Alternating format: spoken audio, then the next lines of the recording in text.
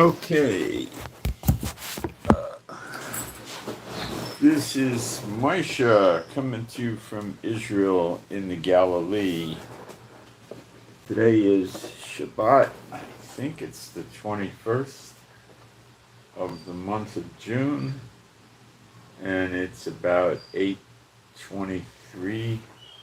It looks like, yeah, 8:23 in the morning, and it's a little warm already. Surprisingly, let's see. 75 degrees and high of 91. No, it's not going to be that hot. Be enough probably for air conditioning in the middle of the day, but not that hot. So, just for a little encouragement here, Iran attacked us in the middle of the night around 3 in the morning, and it was about 5 missiles, and they hit Haifa. One of the takedowns broke up one of their missiles, and a piece of the missile fell on a roof of a building and caused a fire. Stuff like that could happen. And I don't think the roof of the building was made out of tile and concrete, because how the heck do you burn hard tile and concrete? You'd have to have some very sophisticated torch of thousands of degrees, so it was probably a tarred roof. The Islamic Republic of Iran have... Breaking news. All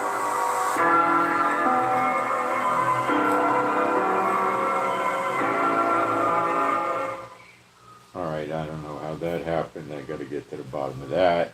Hang on a minute. Find my buttons here. I'm all...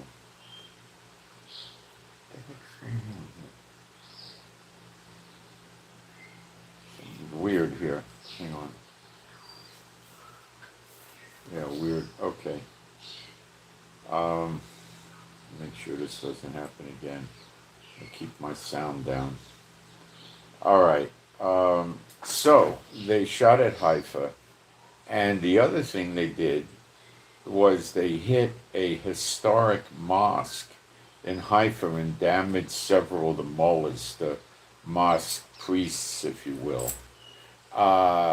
Muslim mosque priests, not Kohanim. So don't be discouraged about them hitting the Dome of the Rock and the Al-Aqsa Mosque in Jerusalem. I'm not saying you should pray for it. If you want to pray for it, that's your business. I certainly wouldn't say not to. It's free will prayer. But there you have it.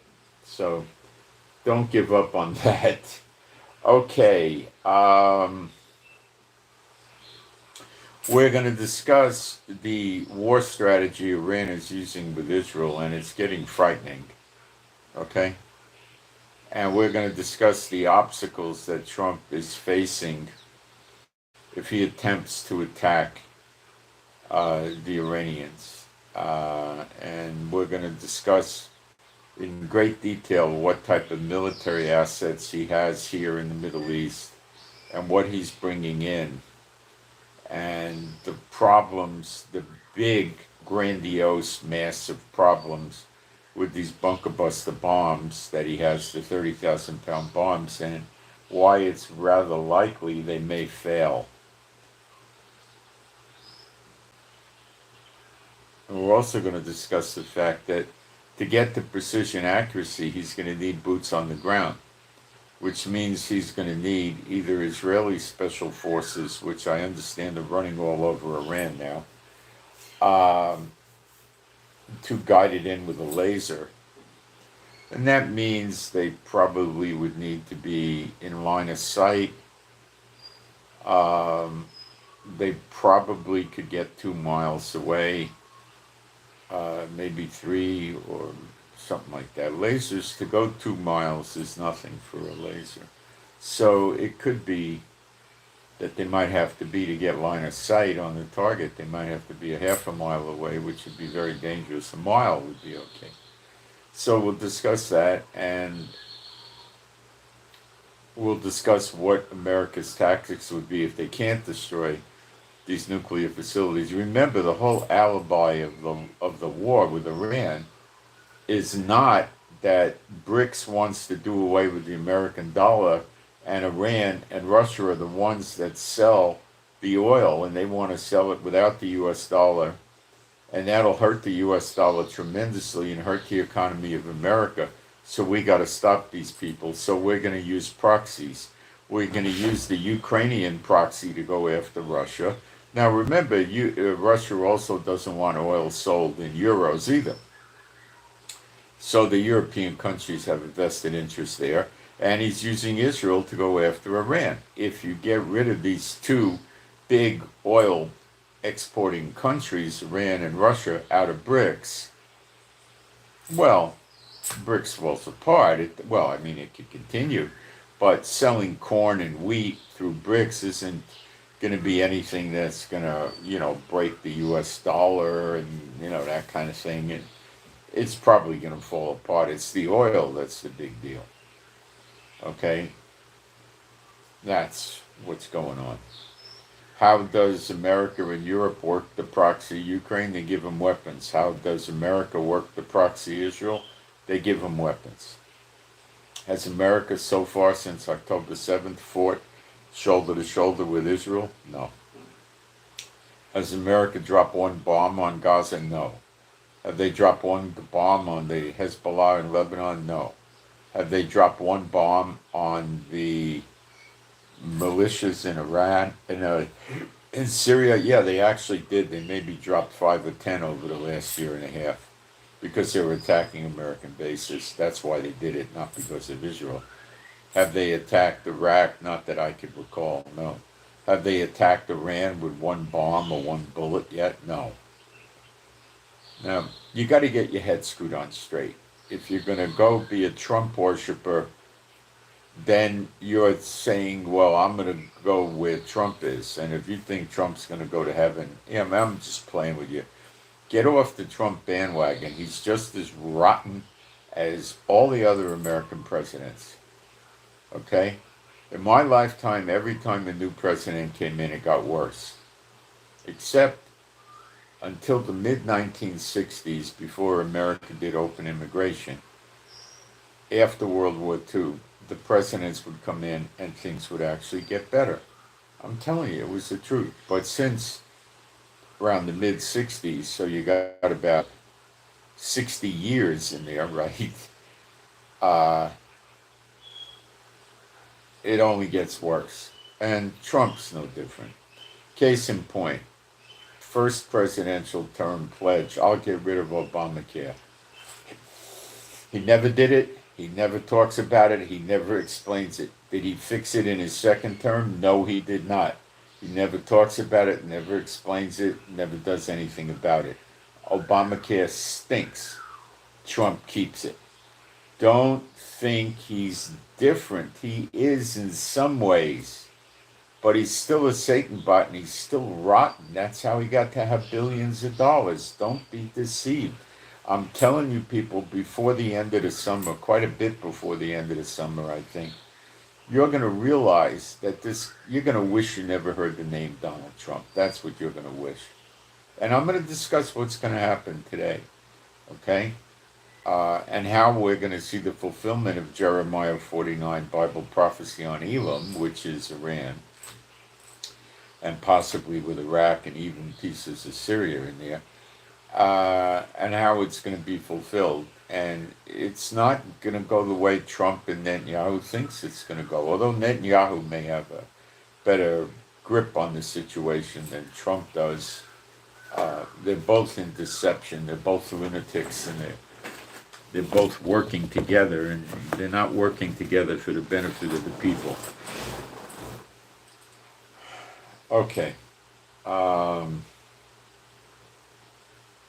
Let me jump into the live stream, make sure we got a live stream, and then put some posts up, and a post actually.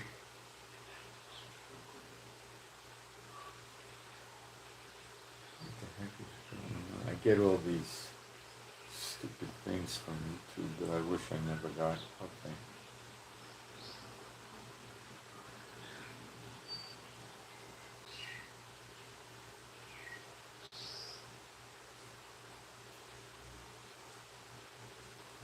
got to get the volume back.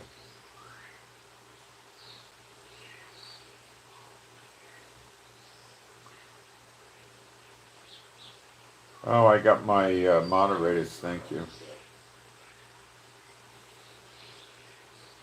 You can put questions up in the chat. I will get to them during the broadcast. And I will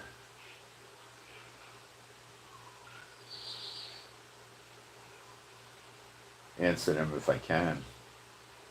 All right, let me get a post up there very quickly, and I mean quickly.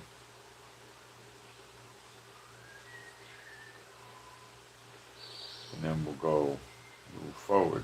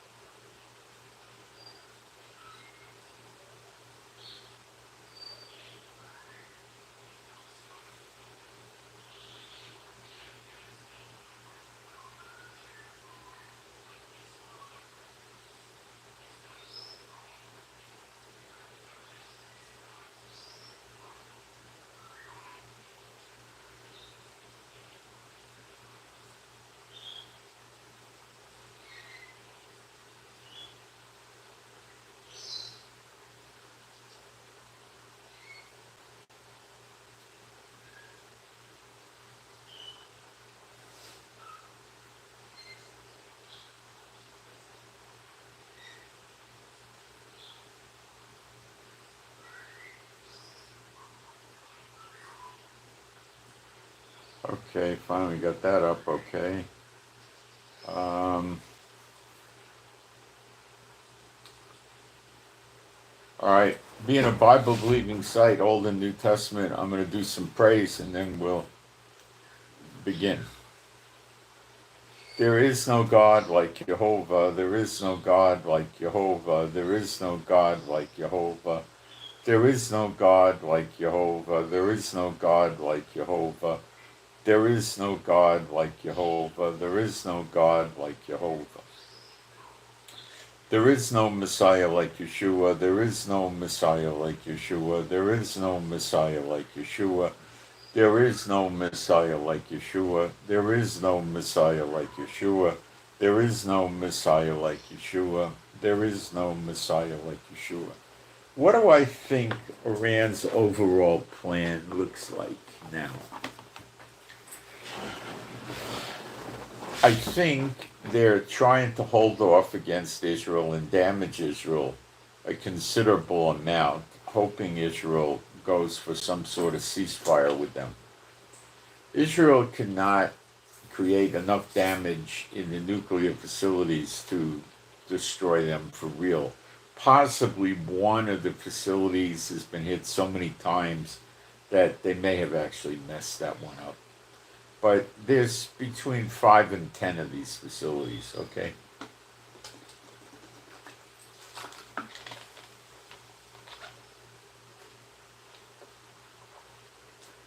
Iran itself admitted that 5 million out of the over 9 million people living in Tehran, their capital, have evacuated due to Israeli attacks.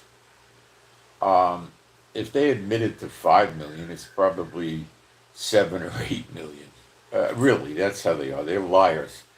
They always prefer to lie rather than tell the truth. They think telling the truth is for stupid people. Okay? All right. or something like that. Now, they may not lie to each other, I don't know. But moving along, they think that Israel will get burned out on this. They attack us several times a day. They're getting missiles through. We did a count of all the missiles and how many explosions we had since we started with Iran about a week ago. And it's basically 5% of about, 500 missiles.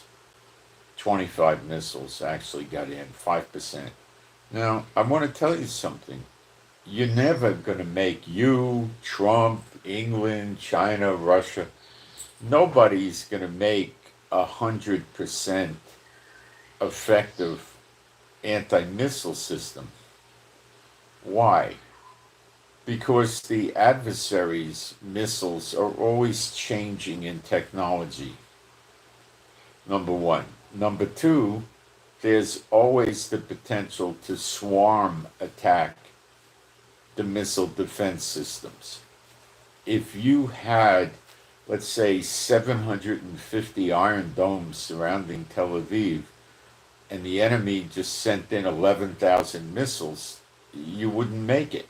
I'm just doing ridiculous numbers to just show you that it's always possible to overwhelm the system, but you run your resources down. In other words, your supply of missiles. Now, it's kicking around in the media, although I have not heard anything from the government, that Israel's Iron Dome supplies are running low. Now, I don't know what that means, and I don't know how low, and it's an interesting concept, but I know Israel is very generous in their use of the Iron Domes when we have incoming missiles. Look, I don't like Netanyahu, you know that, but when I analyze what Netanyahu's doing now with Iran, he's probably about 75% doing the right thing. Okay, he should be ignoring the nuclear facilities because he can't get them. It's pointless. They don't have a nuke. And what's killing Israelis and damaging buildings in Israel and scaring the public is their missiles. We're taking down 100% of the drones. But the drones are taken down in a different mix of ways. One way is fighter jets shoot them down. F-15s have these missile pod things where they're using probably a 2 3/4 inch rocket, and they could carry 41 projectiles plus, I think, about 9 heavier missiles. They could hang under the fuselage and stuff like that. So they could theoretically take out 50 drones, one F-15. Now, F-16s have capability that's perhaps not as large, but it works too. And then our Apache helicopters can take out drones. If that fails, well, also on the way over here, Jordan takes them out and Saudi Arabia takes them out. Now, these idiots from Iran try to send them in through Lebanon also. So we see these drones come in from Lebanon, from Syria. Iraq does not have a border with us, so they can't come in from Iraq that way. It has to go from Iraq to another country, typically Syria. And they come from the Houthis, and those are the approaches. Saudi Arabia did have some drones also.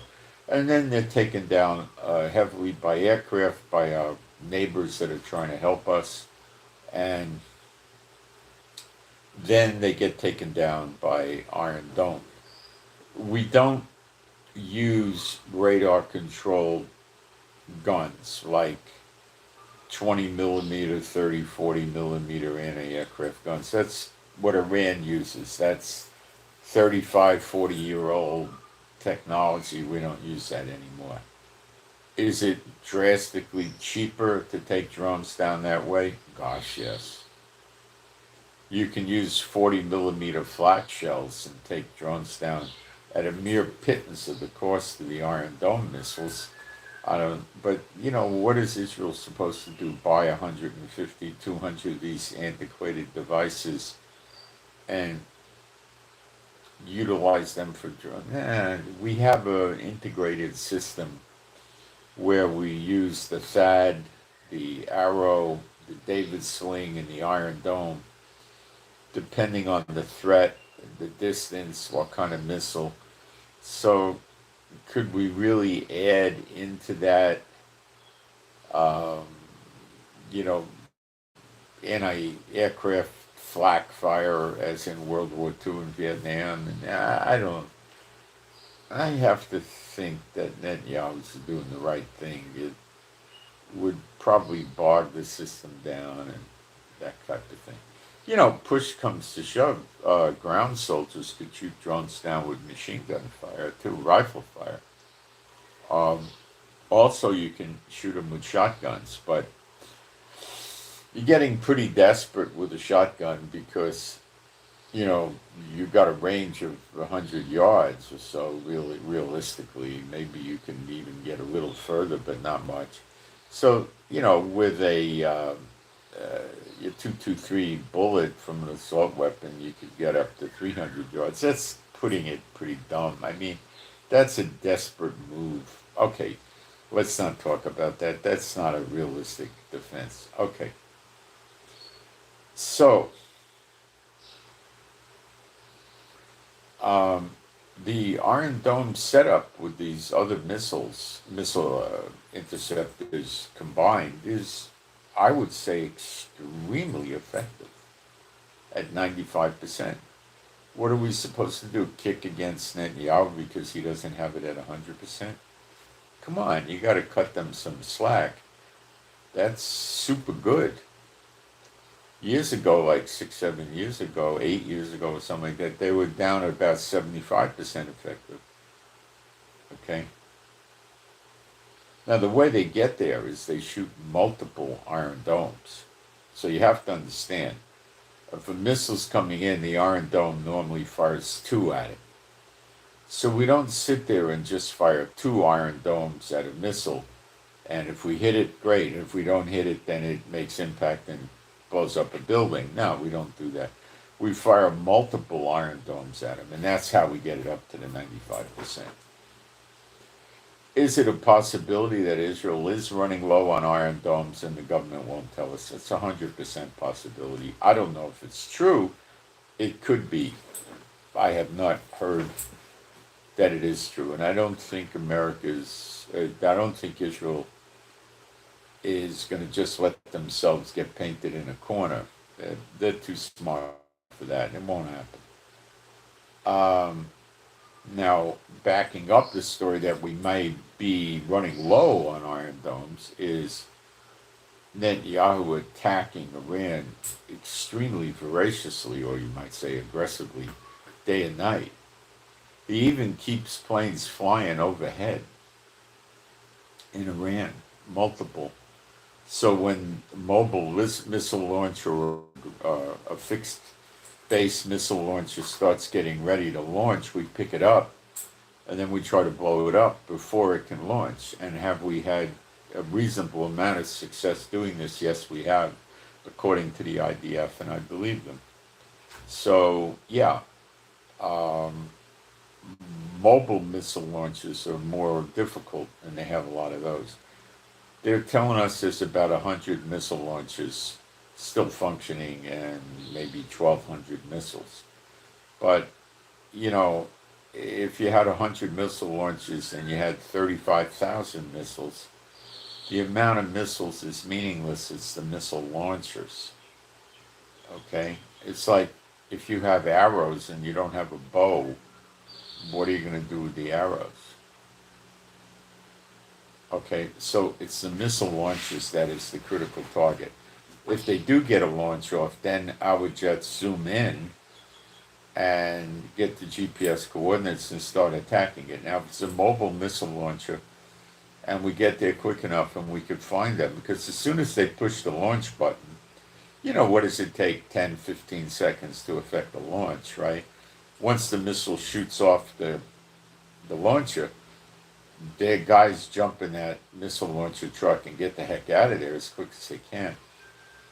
But the jets can find them too, and our jets have even been successful in finding missile launchers on the regular Iranian freeways and just blowing them up in traffic. Who cares? Got to end them. Is 100 missile launches a lot of missile launches to disable? No. Are we planning on getting down to 0 missile launches? I doubt it. That's pretty successful. That would be a rough job, but could we get it down to 20 or 25? Yes. Would that stop all the missiles from coming in? No. What would it do? It would probably reduce the number and amount of attacks, and the multiple missiles in one attack would go low. It would still be dangerous. What have we got to get it down to? 10 or 12, probably. Someplace down that far. Can we do it in another 10 days or so? Because Trump's talking about that 2-week period. Yeah, they've got a realistic chance. We really do. We do.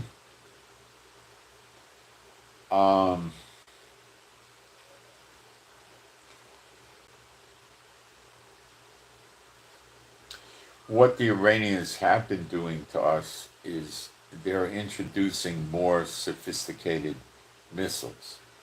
The other day they introduced the cluster bomb missile. That's a missile that explodes in the atmosphere a few kilometers up, and it has about 22.5 kilogram bombs that scatter, and they fall and cause minor damage.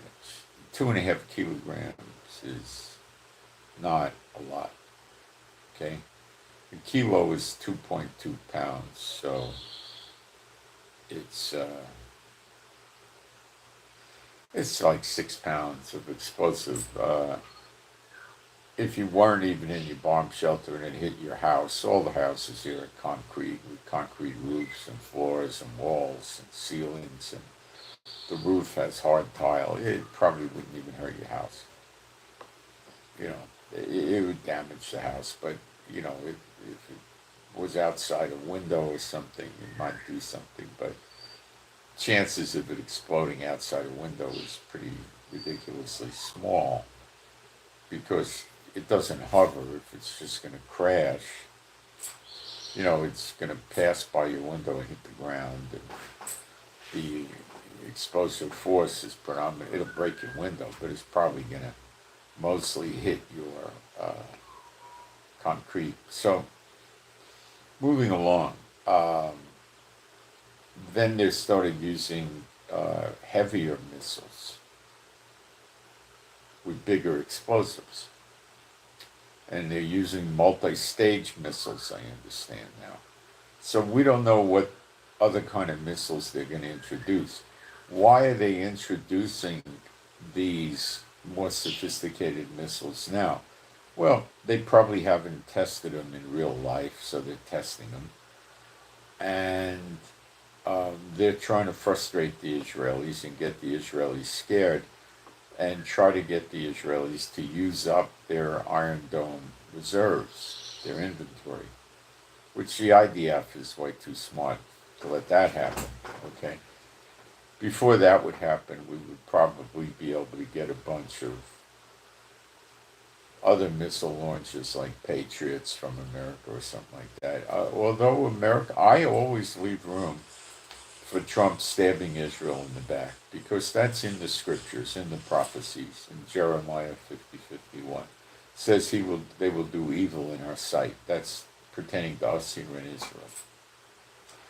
When it's going to come, I don't know, and it may not even be Trump. It may be Trump gets assassinated, dies in natural causes, gets impeached, who knows, and then it's somebody else. Somebody else might be Vance, it might be somebody else, I don't know. Or it might be Trump. So, moving forward,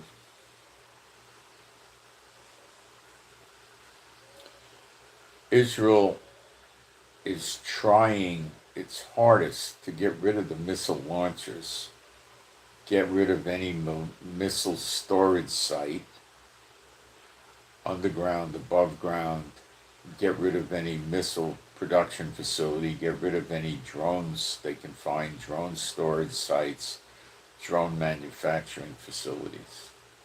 At the same time, we're hitting airports. Why? To bring a big cargo plane in, I'm not talking a little cargo plane, the big ones like the C-17s and the equivalent that Russia and China may own, they generally require a runway of about 2 miles because they would be landing not empty. China's not gonna fly a big cargo plane into Iran to collect missiles and fly back to China. It's the other way around. They would bring big payload of missiles. They also could try to bring anti-aircraft or anti-missile systems in, which would give Israel an Excedrin headache if it was real, if their missile systems, anti-missile systems were effective, or anti-aircraft systems.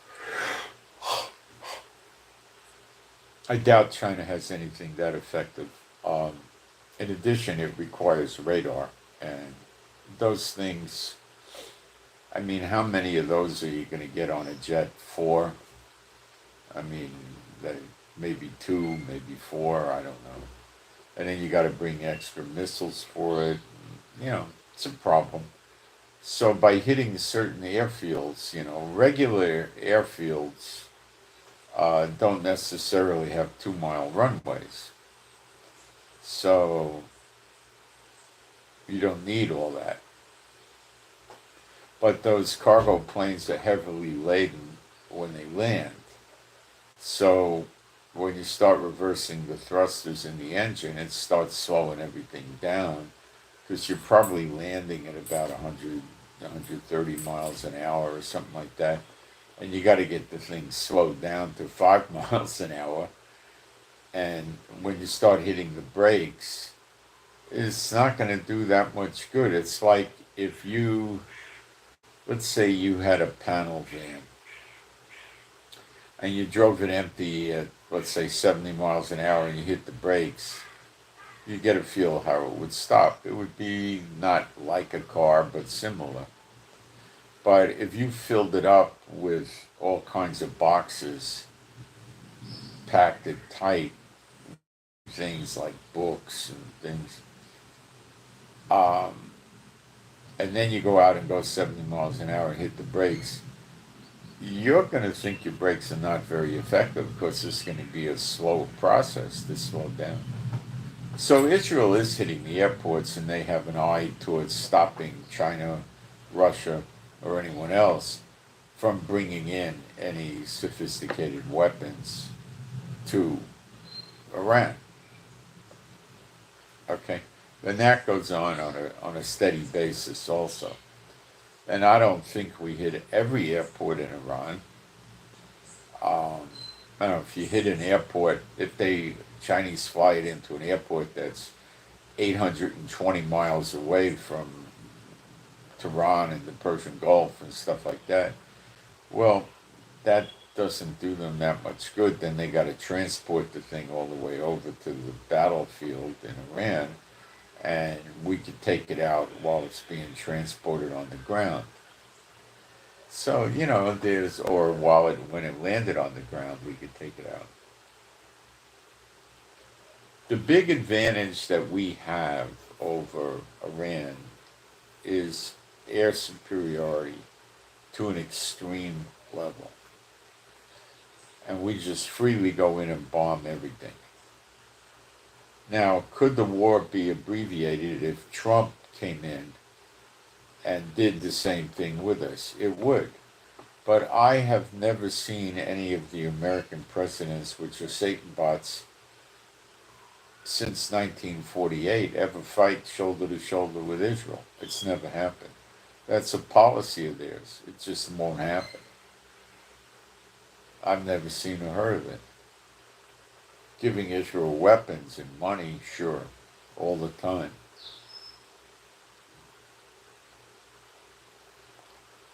Will this be the first time? Likely. And could this cause the beast to want to get rid of the daughter of Babylon, America, as per Revelation 17? Eat her flesh and burn her with fire? Yup, it could be. Trump will break this presidential protocol and actually fight with Israel against enemies of Israel. If he attacks Iran while Israel's at war with Iran, that would be fighting shoulder to shoulder, okay? Refueling tankers, radar, and, spy plane intelligence, that's not shoulder to shoulder. Giving us weapons, that's not shoulder to shoulder. Going around in public telling people how much you love Israel, that's not it either. Okay? Trump likes the concept of a fake Israel. In other words, an Israel that doesn't serve God, run by Satan bots, and he likes that idea, with the phony rabbis in their non-biblical synagogues using the Talmud and the Kabbalah. He likes that concept. See, they're afraid that if they try to eliminate Israel altogether, God will step in and eliminate them. So instead, they keep Israel steeped in sin, hoping that God never raises Israel up because they're steeped in sin. But he removes the sin in one day. It's all through Scripture, so it doesn't work. But Satan is an idiot, and he's a liar, and he's deceiving the people. What's he going to tell them? We're going to lose because the Bible says that Jehovah's going to take the sins away from Israel in one day. How can we tell that to people? Then there would be no hope for our people. Satan knows there's no hope, but he's not going to teach that to them because he hates humans and he wants them to be in the lake of fire. Okay? That's the reality.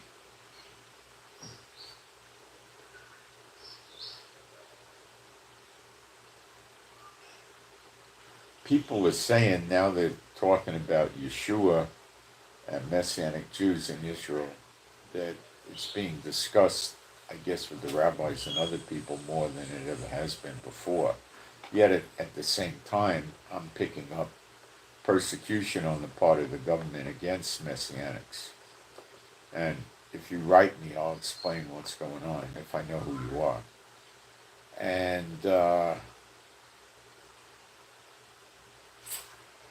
that could be a retaliation against people talking about Yeshua and New Testament and Messianics and stuff like that. The Messianic congregations in Israel are no good. They're just like the churches, the whole lot of them. I wouldn't pay any attention to them. There's 80-something of them. They're just all Satan-bot run. Satan-bot churchianity doctrines and all the other garbage. They got divisions. They have Messianic umbrella organizations like Union and Messianic congregations with different doctrinal statements. The same seditions and variants that you read about in Galatians 5:19-21, which says if you do such things, you won't enter the kingdom of heaven or the kingdom of God. Yes, 2 billion people in the churches do break these scriptures. But they don't believe the Bible. Broad and wide is the road to destruction, and many find it. Straight and narrow is the correct path, and few find it. That's the reality. And you and I are not going to go against that because it's a scripture. Let me take a look at the live stream.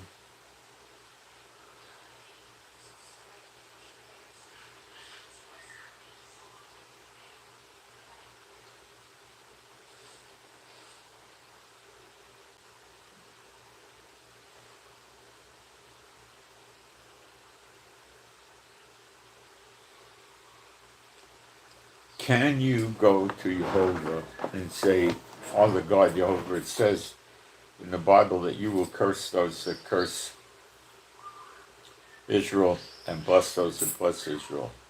Can you ask Jehovah as a prayer request in the name of Yeshua HaMashiach to curse those that are cursing Israel now, like the Iranians? Of course you can. How about our own government putting their yoke around our neck, holding our noses against the grindstone? Sure, you can do that too. What about Trump? Yeah, you can do that too. Does that mean that Jehovah's going to do it out of his own timing? No, but we don't know what his timing is either.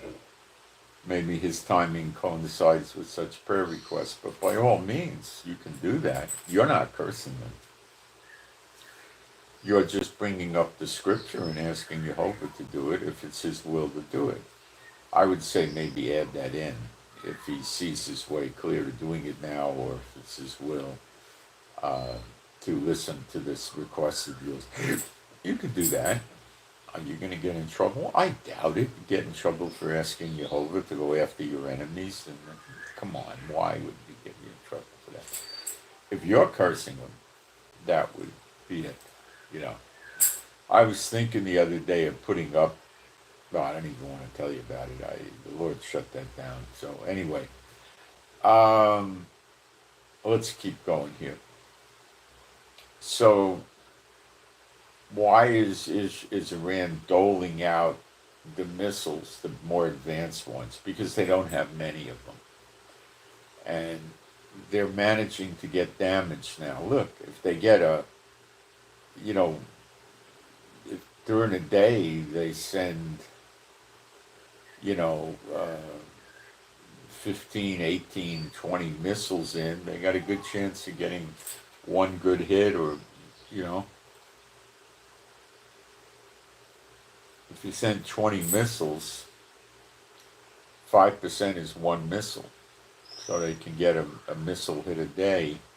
It keeps the Israelis running to the bomb shelters a few times a day. It keeps the country shut down to some extent. And it keeps the people on stress. Now, why the Irans are morons is they need to understand that with 99.9% air superiority that Israel has, it's just a matter of time till their country turns into a rubbish heap. And if Israel loses its patience, they're just going to, what are they going to do? They're going to turn the lights out.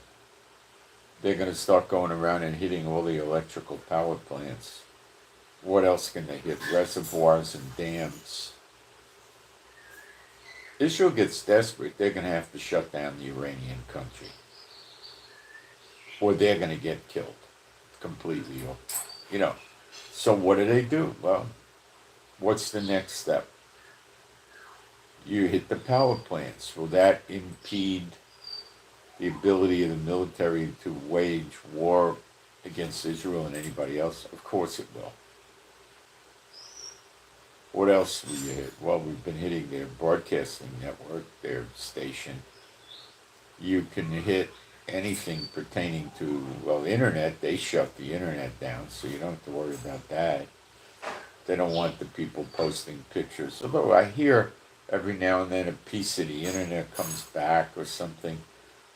There was talk that Elon Musk had Starlink turned on for them, but I don't get a lot of evidence of that. Maybe he does. Maybe some people are using Starlink. I don't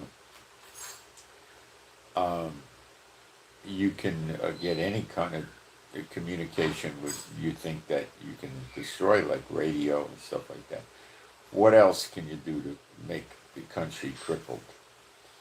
Well, we haven't done this, but they use trains a lot in Iran. You blow up the tracks, but if you blow the tracks up on the ground, they can fix that in a matter of hours or overnight or something, or a day or 2 days, But if you get, how they have bridges, trains have a bridge over a valley or chasm or a waterway, you hit that, you're talking 6 months, a year to rebuild it. Okay? One rocket or one missile will do it. Okay? Or two, if you really want to play it safe, that's it. Now you shut the railroad line down to a great extent. It can't be that effective. So you do that wherever there's a bridge, or maybe the train has an overpass over highways. Hit that. Now you've diminished the usefulness of the railroads.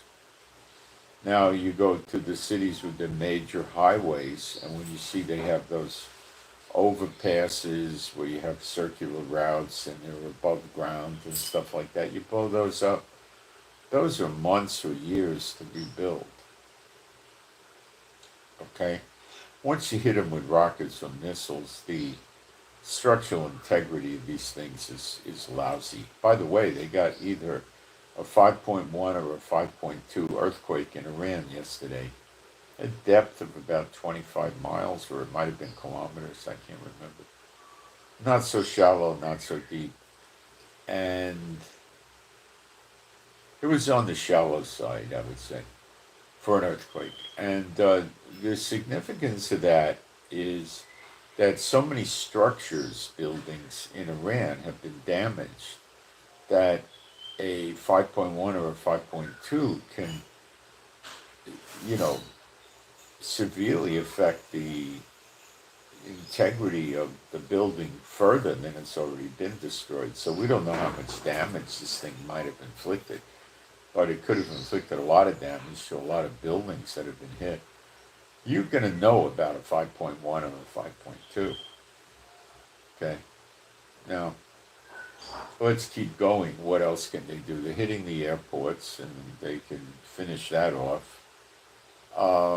I don't think you have any ports or piers with ocean liners like, Carnival and Royal Caribbean. I don't think there's anything going on in Iran at all about that.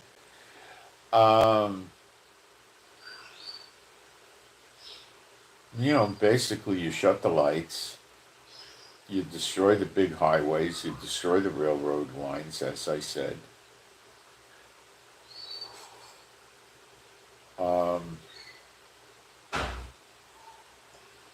And you shut the light, and you've accomplished a lot. A lot. The hospitals are going to be able to run for a few days with generators, but they normally don't have a month's supply of fuel. But in Iran, maybe they do. I don't know. You hit the oil refinery. Now, Israel hit the oil refineries in a light fashion. They didn't go and really bomb them. They just gave them light hits. Why? Because Trump knows he'll have to rebuild those refineries if he takes back Iran. What Trump is doing, sick as it may sound, he's trying to use Israel to soften up Iran. Then after Iran is sufficiently softened up, he'll come in with overwhelming force. And his plan is to have the unconditional surrender from Iran, in which case he's going to put his friends in the oil business in charge of Iran's oil refineries and start bringing in, Burger King and McDonald's and Pizza Hut and all the other chain stores, all the everything, Gap and this, the whole bit, cable TV, the Netflix comes in, and what else would come in? The telephone companies for the cell phone. I mean, just take the whole thing over, and make tremendous amount of money. That's what this jackass Trump is trying to do. Okay? And Bible prophecy tells us it ain't never going to happen. So out of frustration, what I think will happen is Israel, America, and other countries that will be attacking Iran will get around rather quickly to destroying the infrastructure of Iran to end this. Because these idiots, the supreme leader, he ain't going to stop. If he had no missiles and no missile launches, would he stop? He'd use his ships with their capability to launch drones and missiles. And if he didn't have those, and he didn't have all of his 1,500 plus go-fast boats, would he stop? No. Why would he not stop? Because you can't invade Iran by ground very easily. But if you destroy the infrastructure, then he can't play that game either. It's over for Iran. And they will disperse into all the nations of the world as prophesied in Jeremiah 49. And what comes after Jeremiah 49?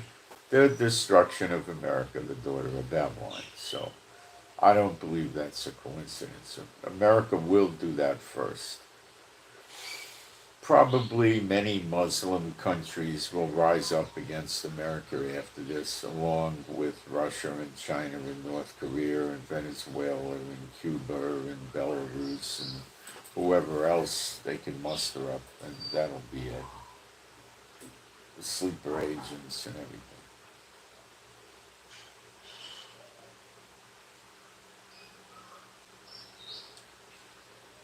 So what I say look for next is more and more infrastructure being destroyed. Israel is blowing up government buildings to ruin the credibility of the Iranian government, and that's an effective measure. It is. Because it can cause breakdown in civil order, which we want.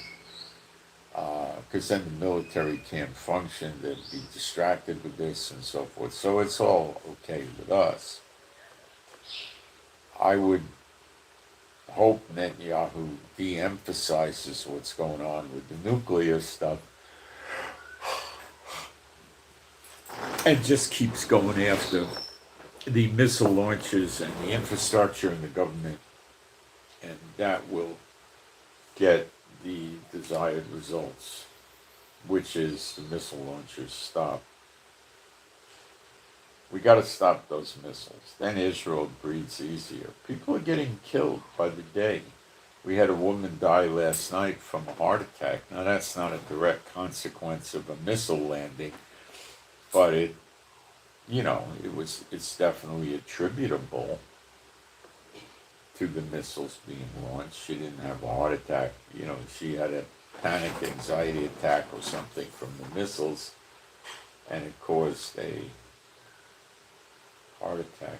Sad. Okay, let's get the prayer requests done, and then we're going to go through the military hardware that's being built up in the Middle East right now.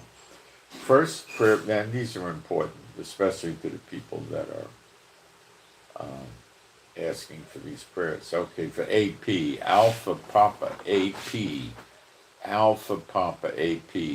The prayer request here is to have less anxiety and more peace. For AP, Alpha Papa, less anxiety, more peace. Next. A cat named Philo, Philo. A cat named Philo or Philo, Philo. Pray for healing for the cat named Philo. Okay? MS, Mike Sierra, MS, Mike Sierra, MS. Prayer request for healing with stomach issues for MS, Mike Sierra. Then we have a prayer for another cat named Foxy, Foxy, a cat named Foxy. We do very good with praying for animals, by the way. Foxy, the cat. Healing of an eye infection for Foxy, the cat. Okay? All right.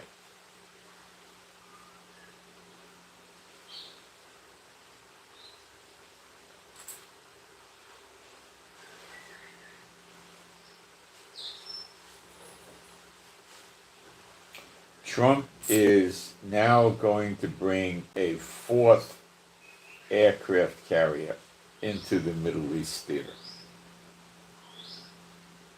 The Nimitz, I believe it is expected to be here today or tonight, maybe in the morning, Sunday morning. So that'll give him two. But that's not enough for Trump. Trump's a little nervous. He wants more. Several American airlines have been canceling flights to Qatar, Qatar or Qatar, and also the UAE, United Arab Emirates. They probably have some intel that they're getting that these places are now dangerous, and I'm sure Israel and America are not attacking these places. It's Iran that was.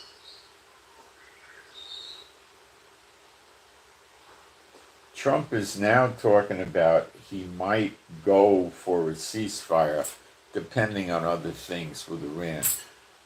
So that jackass is now saying he might go for a ceasefire. Do you know what a ceasefire means? It means that he forces us to stop fighting for, say, 2 weeks, 3 weeks. Then Iran refortifies all their facilities, their missile cities, gets weapons from China, manufactures more weapons, and rebuilds itself to continue attacking Israel. And that's what Trump says is he could possibly entertain. This is a man after Satan's own heart, and most Americans don't know this. They were fooled by him, just like they were fooled by many other presidents. And they're fooled by lots of things.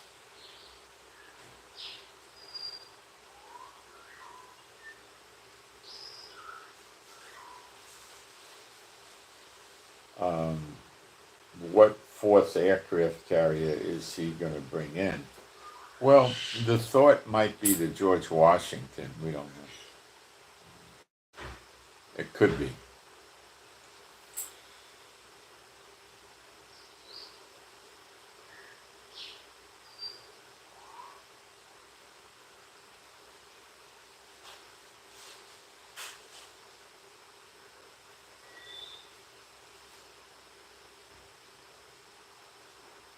The supreme leader, Ayatollah Khamenei, in Iran is trying to convince the Sunni Muslim countries around the world to join in his fight against Israel and America.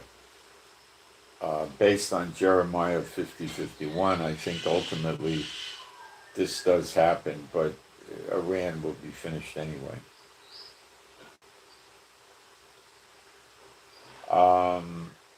The Wall Street Journal, no progress in talks between Iran, the UK, France, Germany, and held in Switzerland, Geneva. These 3 European partners applied the U.S. doctrinal position on nuclear weapons to Iran, basically saying they wanted no nuclear enrichment coming from Iran. So Iran's big stunt with meeting with France, what was it, Germany, and another one. France, Germany, and the UK, 3 very large, substantial countries. It didn't work out for Iran the way Iran wants it to go.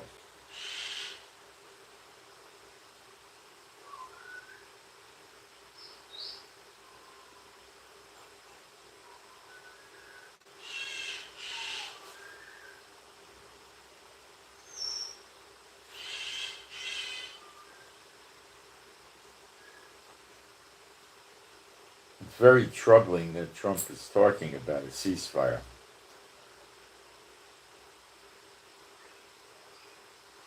And that's because he doesn't want Iran destroyed. He wants to make it into an investment, like he wants to take Gaza over. It's the same thing.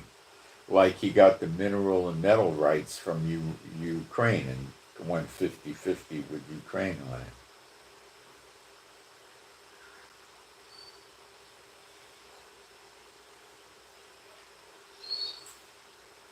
Trump keeps reiterating he'll take a maximum of 2 weeks to come to a decision as to what he wants to do with Iran, attack it or not. I believe what Trump is doing is he does believe he'll have to attack Iran. He did say, I think more than once, that Israel is lacking the capability to destroy these nuclear facilities in Iran. And of course, the underground missile city bunkers is another thing we can't really destroy. Now, the 30,000-pound mother of bombs, and they got two 30,000-pound bombs. They've never been real-world tested.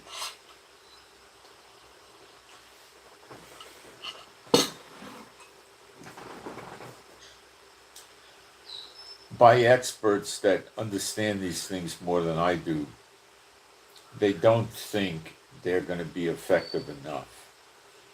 Now, there are some people that say if you use these 30,000 bombs in succession, you drop one, then another, then another, then another, eventually you'll destroy it. And I have to say that logic seems infallible.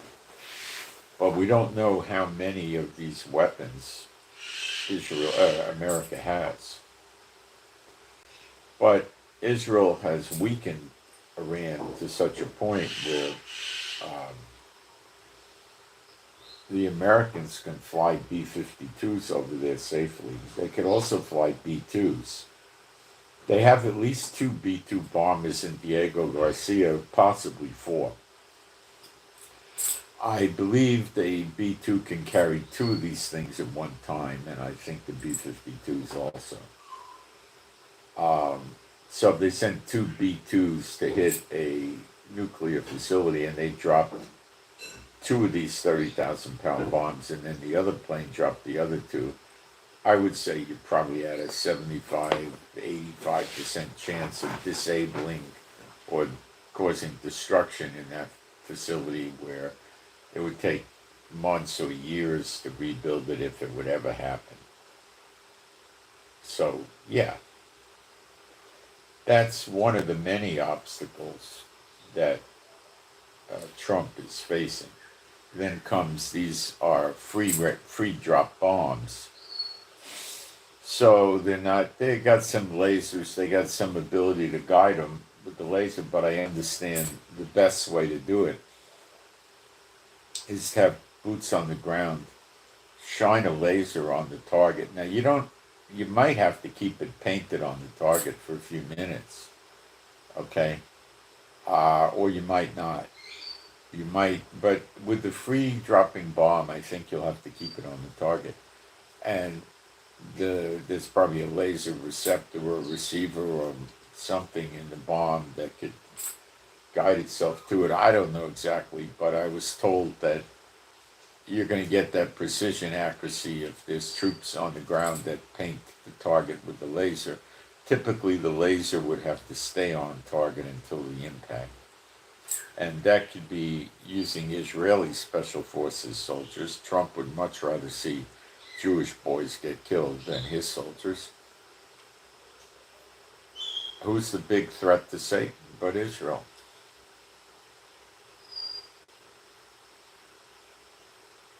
Because God will raise up Israel to be the head of the nations. And where's that leave Satan? In the toilet.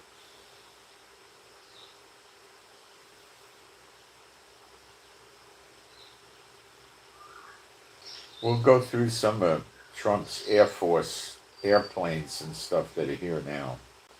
48 F-15 SE Strike Eagles. These are not stealth planes, but they go long distances and they carry very heavy payloads, lots of weapons. Very good plane.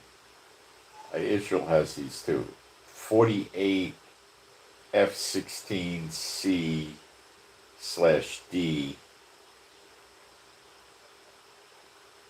Block those are pretty sophisticated F-16s. They have 60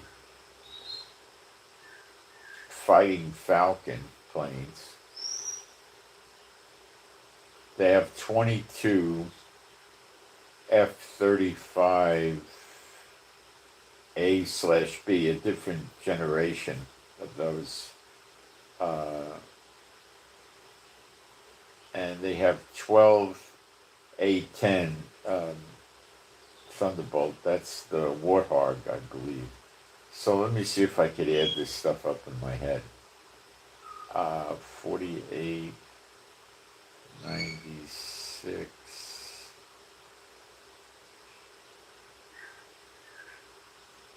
154,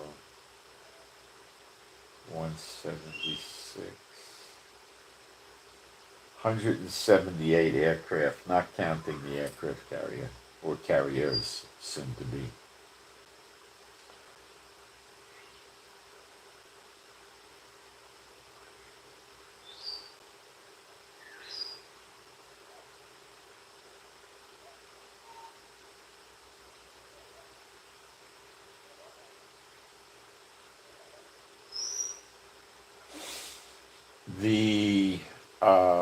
The Carl Vinson, this is a Nimitz class aircraft carrier that's in the Arabian Sea, out of range of the Houthi missiles right now.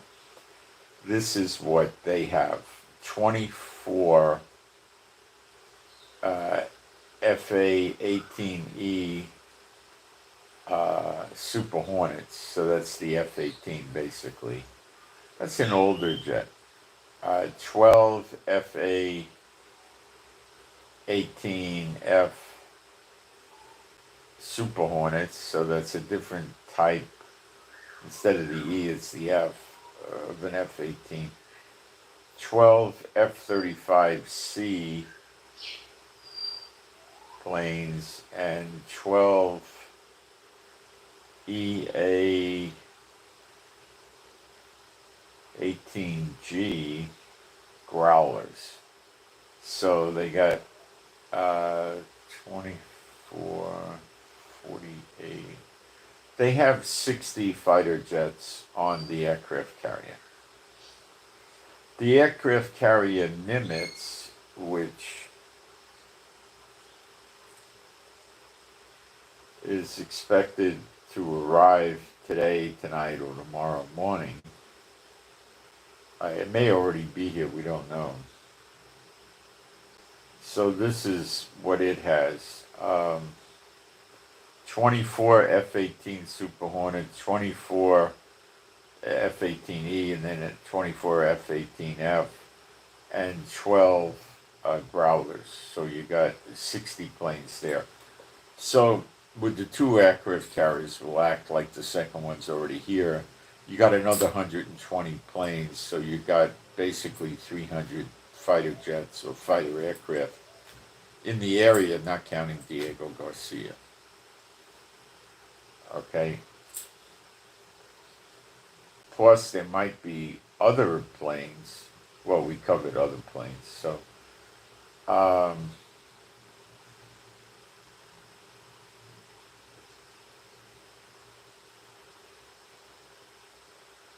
With 4 aircraft carriers here, you're going to have a minimum of 16. I would say a minimum of 4 escort vessels per carrier. It might be 3 even. If it's 3, you got a minimum of 12, and it could be as high as 6, which means you got a maximum of 24. So it's maybe going to be someplace around 18 or 16, maybe someplace around there. It's a lot of ships, though.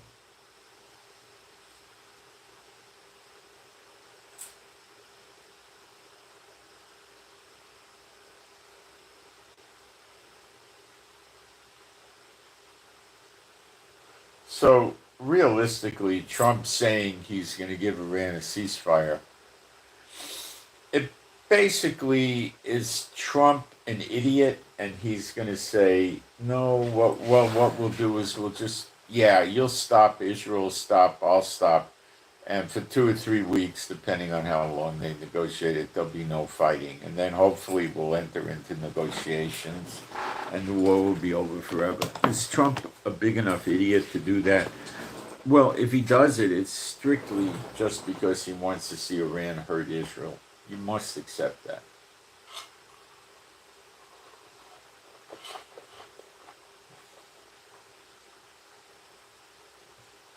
Netanyahu will go right along with him. Remember, October 7th was allowed to happen. So that's what you got. And we'll see what happens. In the meantime, Israel, I think, is doing all the right things. They're attacking Iran as hard as they can, trying to destroy it and destroy it and destroy it and destroy it and hope the fighting stops. And I hope Netanyahu begins to realize that he has to ruin the infrastructure in Iran. Take out the trains, the electricity, the water, everything for the sake of saving Israel and put total Iran into chaos. And that's likely going to happen as evidenced by what goes on in the prophecy of Elam, which is going to apply to Iran and maybe Iraq and Syria. And that is that the people are going to leave the country. So that means they have to leave. And it doesn't mean they're all going to get wiped out because they leave and they scatter into every country around the world and the sword follows them and they get cut off in these other countries, which is what these jackass Iranians want to do with Israel. I'm hearing 30,000 Israelis have left Israel and were staying in Cyprus. That would have to be before the Iranian attack because there's no air travel in or out of Israel. So one of the goals of the enemies of Israel and the people that like Satan, like Trump and the others, is that maybe if there's a war that keeps going and going and going, that we can get another few 100,000. Maybe we can get 250,000 Israelis to leave, or 500,000. And they like that idea. Okay? Because it's reversing prophecy. Instead of having a second Exodus, you're having the second migration out of Israel. Okay? There's between 100 and 200,000 Israelis that got locked out of Israel, and they're coming back. They used the cruise ship to bring some in. It came yesterday. The cruise ship's just going in from Cyprus, so it's probably an overnight cruise. And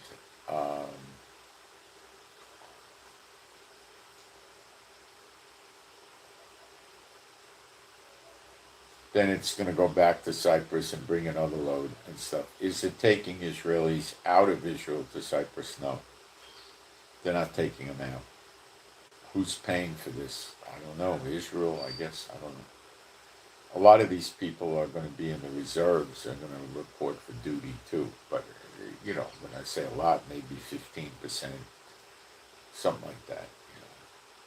Because a lot of this is old people, women, children, you know, small children, you know, I would guess maybe 15%, 10, 15, maybe even 20% would go into the reserves, probably around 10 to 15%, but it's something.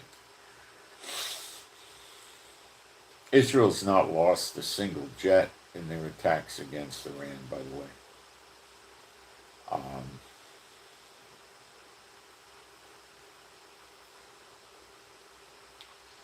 So I don't know what Trump is doing, but I have a strong belief that he's telling Netanyahu what target packages he could hit and what he can't hit. And Trump wants to, at this point, keep the infrastructure open so him and his billionaire friends can come in there with their industries, the oil industry, the airlines, the fast food, the entertainment, all of this stuff. Gambling casinos, he'll put in there, everything else, and take over Iran and make a fortune off it like he intends to do with Gaza. Notice how we're going nowhere with Gaza. Well, Trump wants to save whatever pieces of Gaza he could save, I guess. I don't know what he's up to over there.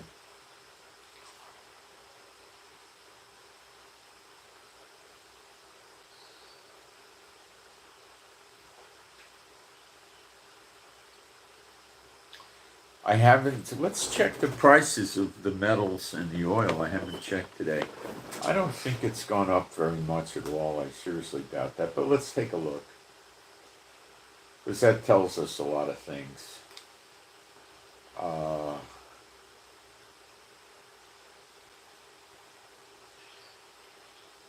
Do spot crude.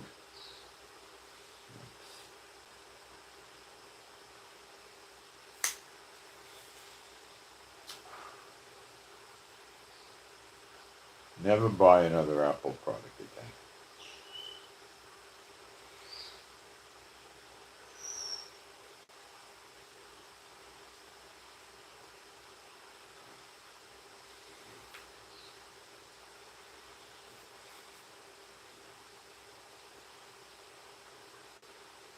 I think I got a real site, not a fraud site. Oh, it's creeping up there. How about that?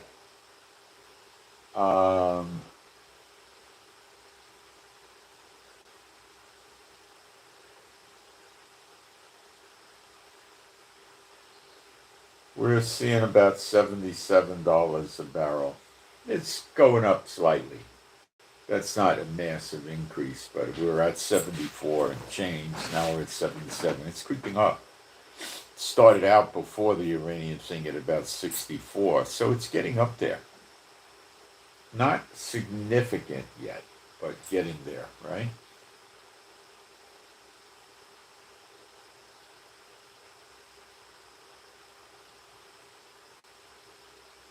I understand Iran is spoofing and jamming the GPS systems in the Straits of Hormuz right now, and I understand the shipping industry is afraid to go through there. I don't think they even want to go to the Persian Gulf.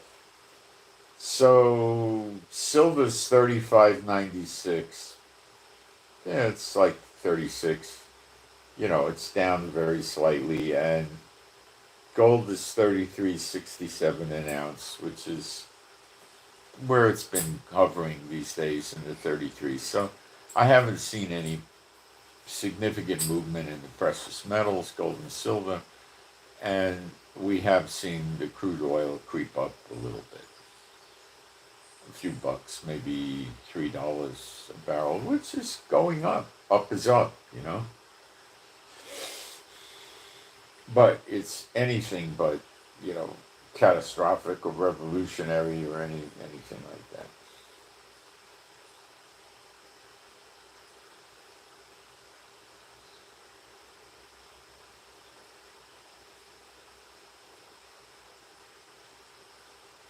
Stream seems to be going well. Let me look for questions in the chat because I do try to answer questions.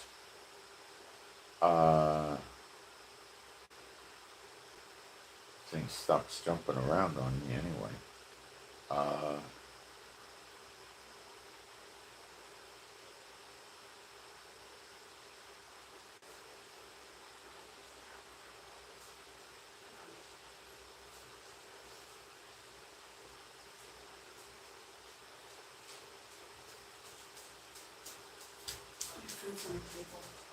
Okay.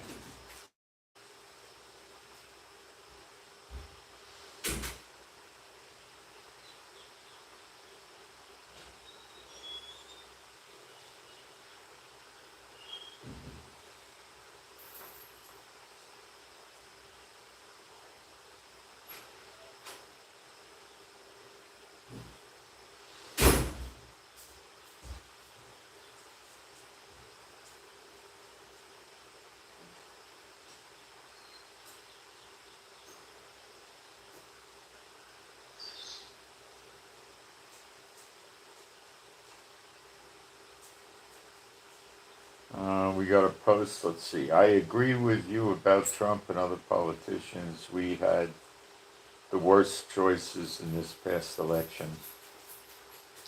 I also agree that Trump's betrayal is coming. The disappointment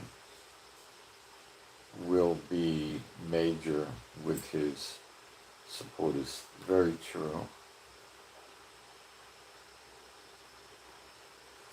More and more people that are awake politically, not spiritually, politically, and war-wise, are becoming very frustrated and disappointed in Trump. A lot of heavy-duty influences on social media are in this category. Him talking about a ceasefire with Iran is just indicative of what a nutbag he is. Ahmed al-Sharan is visiting France, going to places no Islamic leader has been allowed to go.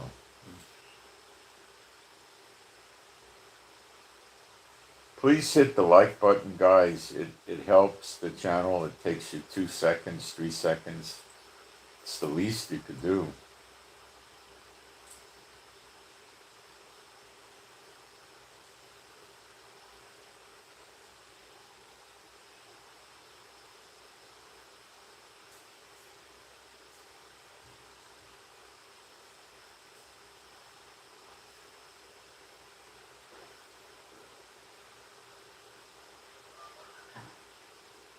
So, what's it like living in Israel during this past week or so? It's about 8 days with Iran. It's not nice. Missile attacks during the day, lots of red alerts, damage, death. Not a lot of dead people, not a lot of damage, but enough to make everybody very concerned. As we've seen more people leaving Israel. Remember, the 30,000 people that went to Cyprus was before we started the war with Iran, because when we started the war with Iran, there was no ability to take a flight to Cyprus, okay? So it happened before, and maybe more people would leave, I don't know. There's a certain amount of people that would get on a plane and go to Taiwan or someplace for a month and wait to see if it blows over, maybe stay another month, I don't know. There's not that many people that are going to leave Israel, believe me. Not that many. So we're waiting for Zechariah 12, the siege against Israel, which is the surrounding. We're waiting for Elijah to start working openly and be revealed in Malachi 3. We're waiting for the next temple to be placed here by Jehovah, which will be on Mount Zion. And it will probably knock down the Dome of the Rock in the Al-Aqsa Mosque, because the mountain will be the highest mountain in Israel, which would probably be about, I guess, 6,000 to 7,000 feet would do it, something like that. And that the mountain's not going to be shaped like this, it'll be shaped more like that. And that would probably be the end of the Dome of the Rock, which is probably 800 or 900 or 1,000 feet away from the actual area where the temple would be. Then we see the 2/3 get cut off in Malachi 4 and in Ezekiel 34. And Jeremiah 49, the destruction of Elam.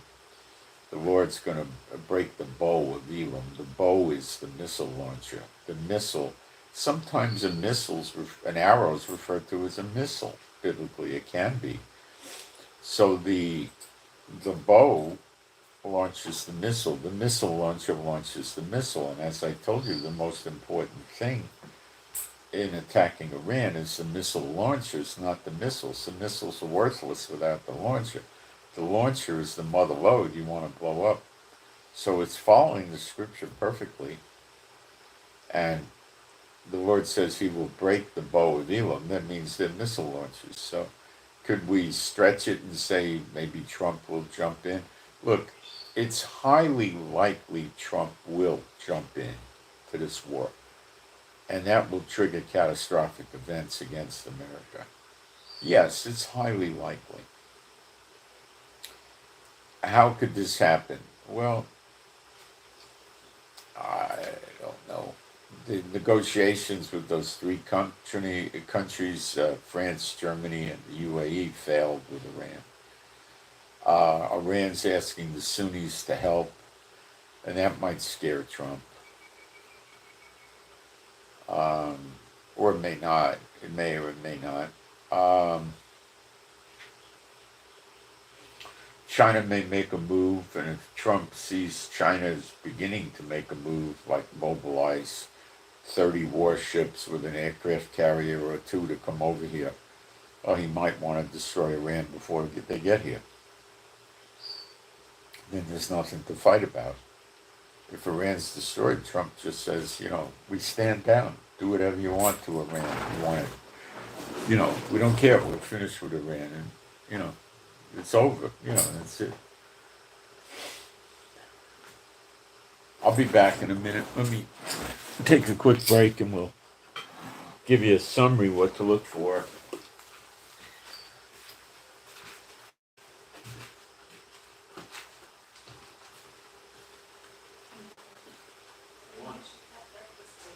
Yeah, I know. I'll finish it.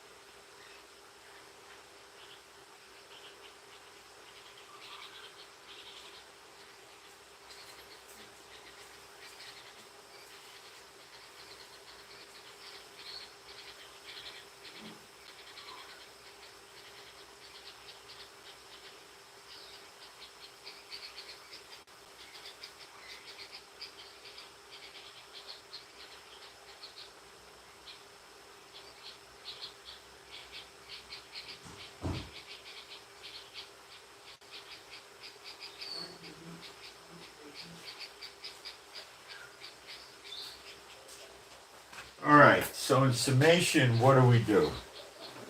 Well, first thing is Netanyahu probably has great knowledge about what Trump intends to do. And based on the way Netanyahu's behaving, he believes Trump's going to join in the fight.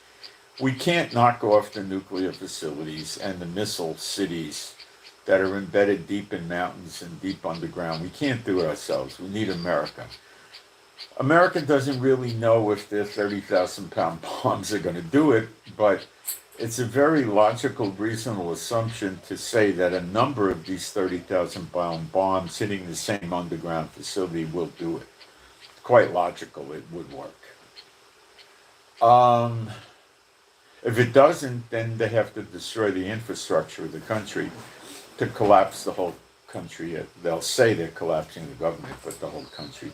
And that's going to cause the people to leave the country. If they got no electric, the dams and the water supplies damaged, and the roads and everything else, and the ports and the piers and the economy, they're going to leave. What are they going to stay there for? No economy, no electricity, no water. They're out of there. Okay? The Gazans got nowhere to go. They got to stay there. The Iranians have plenty of places to go. All right. Moving along. It says they'll go into every country of the world. So do you think after America attacks the Iranians, they're going to go to America? Or even if just Israel attacks them, they're going to go to America? Well, I don't think Trump would let them in America. So it means Trump's not there anymore, as in assassination or something like that. I would go heavily on assassination. Or America no longer exists. How about that?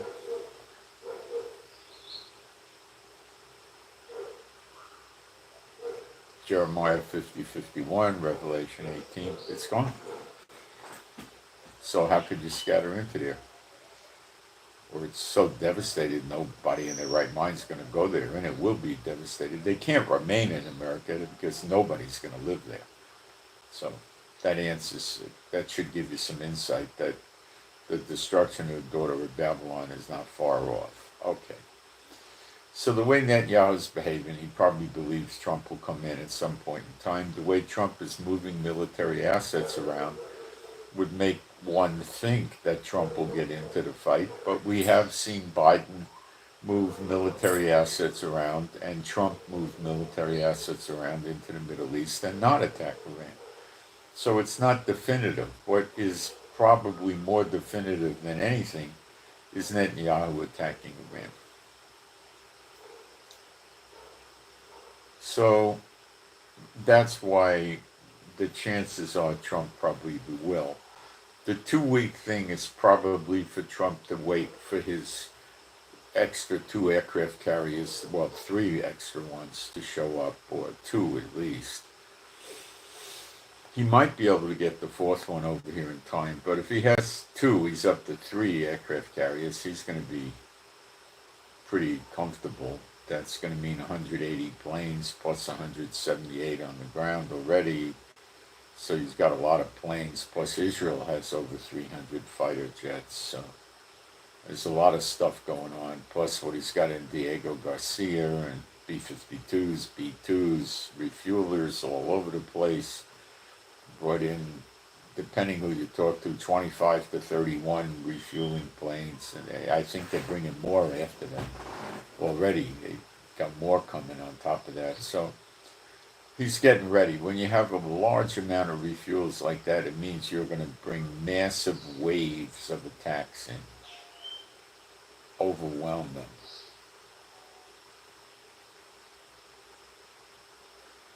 We've been attacking Iran, and people are leaving Iran. When you start attacking the country of Iran, they'll be leaving Iran. Right now, attack Tehran, they leave Tehran. Probably more than 5 million, probably 7 million or 8 million. And then you start attacking the other major cities, they're going to leave that too.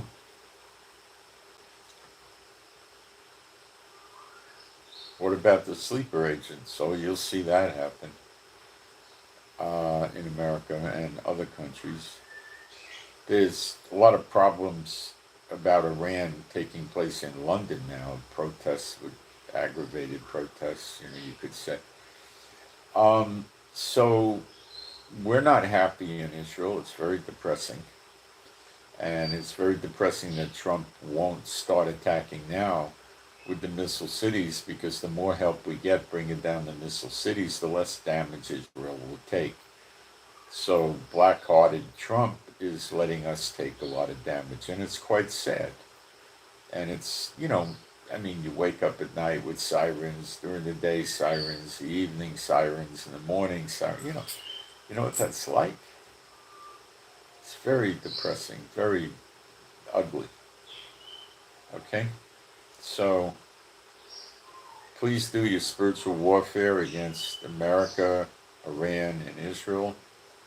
Complete, toss salad, whole enchilada loaded on them.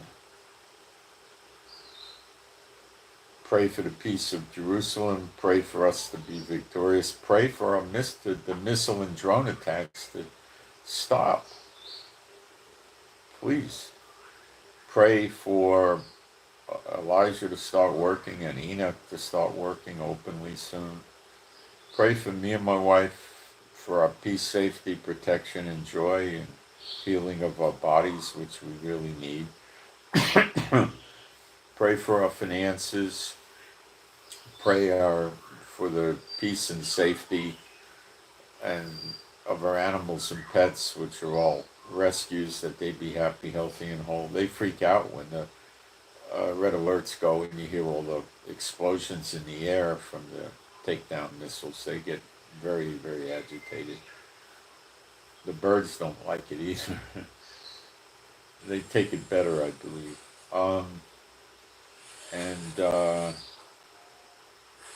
Pray for better videos, that I get more insights into prophecy, which I pass on, and I send my Shabbat Shalom to all those who love Yeshua HaMashiach.